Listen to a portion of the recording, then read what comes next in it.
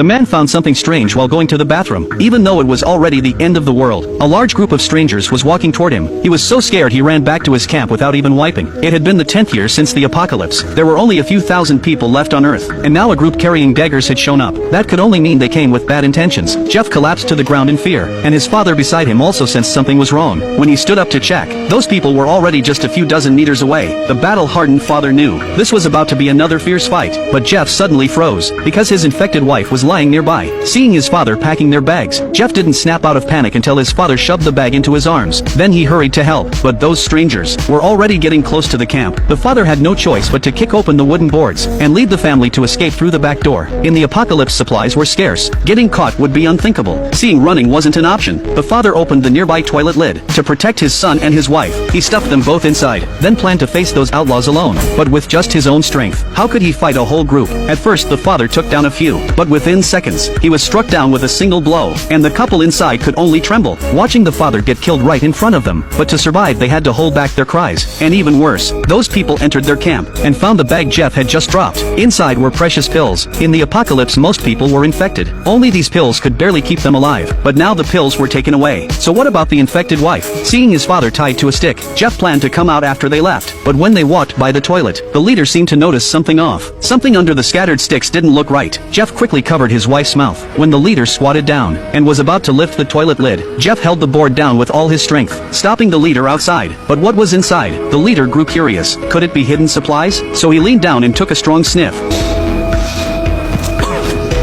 The pungent smell made him cough, and the couple survived. After the strangers finally left, Jeff climbed out of the toilet, but the camp had been looted. How would they survive now, especially with the wife severely infected? Even lying in bed she was weak all over. Seeing her wound getting worse, Jeff tried to find the medicine box, but when he picked it up, it was completely empty. Seeing his wife in unbearable pain, he actually thought about killing her, but she was the wife he once loved. Jeff couldn't do it, so to find pills to save her, Jeff left the last bit of water, then went out and hid the camp. Before setting off to track those strangers, he followed his father's blood trail, searching through the wilderness, but it was already minus 20 degrees, and he only had a t-shirt and shorts. Jeff soon collapsed in the snow. Cold and hunger wrapped around him, his mind fading, but in a daze, he saw a small boy walking past. Jeff wouldn't let the chance slip. He silently followed the boy, until the boy got home and saw him, but it was too late to run. The boy slammed the door shut. With Jeff closing in, the boy hid behind his grandpa. Anyone cornered would unleash great strength. So did Jeff. He kicked the iron door open, but he didn't hurt them. He just took the old man's clothes, then continued his journey, but to his shock, although there were still blood stains, Jeff soon saw human bones on the ground. He buried his father in pain, but it wasn't time to grieve. He had to find those people and the pills, or his wife would soon die. With no blood trail to follow, Jeff climbed up a tall tree to search for their tracks. Soon he saw smoke rising ahead.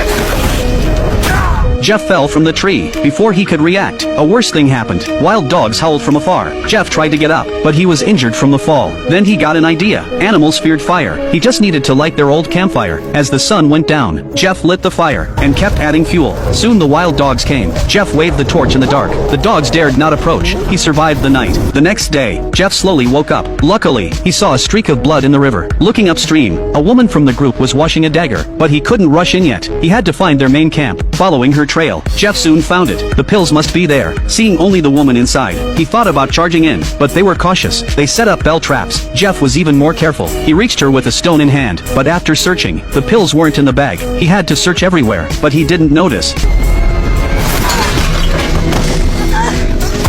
He and the woman started fighting, though Jeff was hurt. With the stone, he knocked her down. Then he saw a camper nearby. Jeff searched inside, but just then, the strangers came back. Jeff wiped the blood, hid all signs of the fight, and dragged the woman aside. But Jeff didn't know. His enemies were ruthless. They had brought the boy back, and the careful leader noticed the mirror had moved. He ordered them to tie the boy up, then went to the river to look for the woman. Jeff knew he couldn't hide forever. With everyone out, he covered the woman with leaves, then snuck back to the camp. But there was still an infected man guarding. Jeff waited till he went into the camper, then crept out. He tried to free the boy, but the boy screamed, alerting the infected man. But when he came out, Jeff had already freed the boy. The infected chased after them, and Jeff went into the camp. Finding a locked box, the pills must be inside, but he couldn't kick it open. Then the leader came back with the woman's body. Jeff hid under the camper, not daring to move. At dawn, while everyone slept, Jeff crept into the camper, and took the key from the leader's neck. As he guessed, the box was full of pills. Jeff stuffed them in his pocket, then locked the camper door, and left. But maybe he was too happy. As he ran away,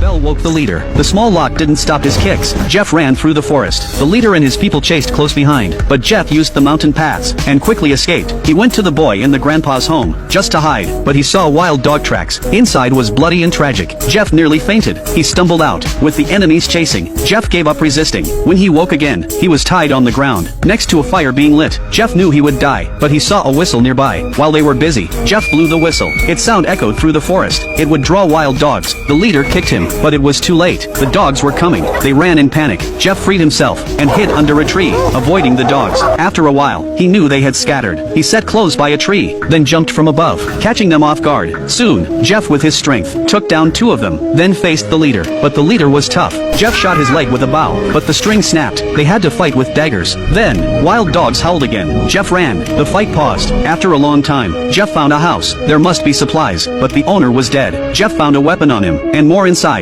even a submachine gun. With 2 weapons, Jeff feared nothing. But then, a noise behind him. It was the leader, but Jeff had weapons. He aimed at the leader, but then they froze, then fought. Back at the camp, his wife woke from the dog's howls. She struggled up, and saw wild dogs running. She knew she was in danger. Meanwhile, Jeff fought the leader. Being choked, he kicked the leader away, and remembered the weapon.